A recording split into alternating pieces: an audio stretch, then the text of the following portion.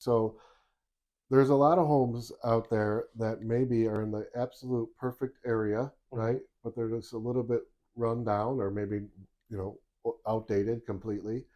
Um, you know, I think first time homebuyers have to come to the realization that they can make this their own. They don't I don't think everyone knows about all the opportunities out there with like renovation loans. Oh yeah. So you can find the perfect home in the perfect area in the perfect spot that you want to be.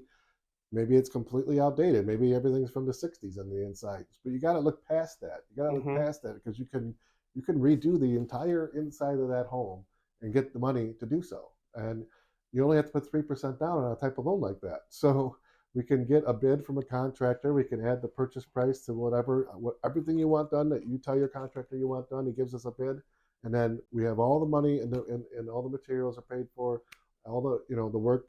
They have 6 months to complete the work, and by the time it's done, it's like you built a brand new house for yourself. Yeah, and I strongly advise my clients when we're looking at houses is let's look at what's going to cost us a lot of money, which is going to be furnace, AC, roof, windows, but it's not pretty. Mm, I was like, because you can make the house pretty. I said, if you exactly. go into a Yep. house and everything's pretty, you're gonna move in and you're gonna go, well, I would have done this differently. I would have Right. done this differently. Well, guess what? A furnace is a furnace, right? Right. So if there's a brand new furnace in that house, but everything looks like it's from the '60s, I think that's the perfect house for buyers Right. because you can go in, you can make it what you want to make it. You put Right. your personal touch on it, you build the equity in the house, and you work with somebody like Jerry. You've got great programs where again, 3% down,